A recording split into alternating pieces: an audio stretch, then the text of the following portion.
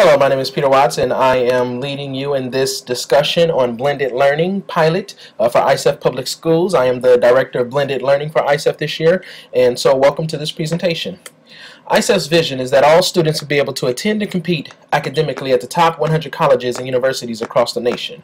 And ISEF says that they will do it in two different ways. One, they'll do it in a public school setting because charter schools are public schools, and they'll also do it by discovering the gifts and talents of each student. So when we look at ISEF's vision of the top 100 colleges and universities in the nation, I took the liberty of researching and trying to find the top 10 in the nation. Well, when I looked at the top 10, I found that Harvard University was number 1 and Duke University was number 2. And when we look at getting our kids prepared for college in the 21st century, we can look and see that those colleges are offering some type of online course or online degree program or some type of blended learning program. So when we talk about getting our kids prepared for the 21st century and getting them prepared for college, blended learning plays a huge role in seeing that happen. Let's listen to what Bill Gates has to say about blended learning. One of the most interesting things at a conference Saul and I went to, we heard about a thing called the Lion School, which is a charter school in California, which in the U.S. is where most of the good experimentation takes place. They have a class of 48, but when they asked the kids what they liked about the class, they said, oh, it's so small and personal. Well, it's because they have 16 with the teacher, 16 doing peer education. And peer education, where you have kids to help other kids, that is a coming thing. And figuring out how to technologically help those kids group together and make that work, that is super powerful. It's also very cheap. And then they have a final group of 16 where they're just looking at Khan Academy type content, playing some of the math game things. And so you do math by rotating through the 3 different experiences, and their results are way better than a class of 25 done the normal way.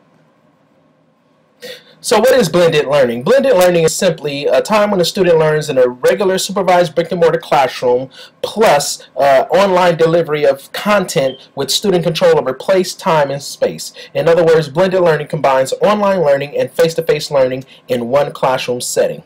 And so there are all different types of model of blended learning, and I don't have time to share all of those models with you, but one of the models that we have implemented at ISEF is the rotation model, where you have a direct instruction station where the teacher is, then you have a cooperative group station where students do group projects or project-based learning type things, and then you have an independent station where students are actually on their computers engaging in online content and online learning with programs such as Khan Academy and all these different types of things like Brain Pop and YouTube videos and things like that.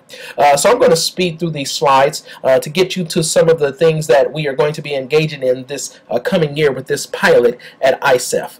And so during the school year for this year, ISEF is going to engage in a pilot program for blended learning. And this pilot program is designed by yours truly, Mr. Watts, and it's going to run from September to May, and we'll have teachers who want to be involved in this program participate in this blended learning pilot. And you will be supported with professional development. We'll be looking at data and lesson plans, and I'll be in your classrooms observing and helping you to look at your instruction and to make adjustments for student learning.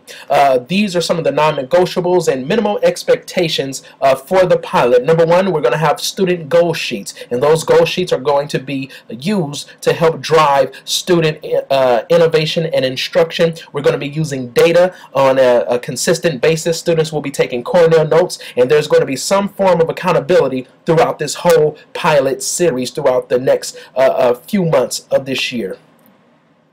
And we're going to have a professional development each month during your cadre times, and those professional development dates will be given to you when you are selected to be a part of this pilot.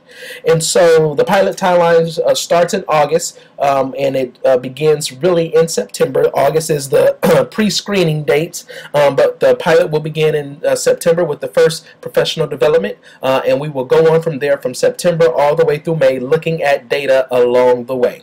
Dennis Fox says, based on the evidence, is there any reason we can continue doing the same thing we've done? Well, I have to submit that no, we cannot continue doing the same things we've done, so we have to try some things that are different. So I want to thank you for being a part of this presentation, and I'll see you soon.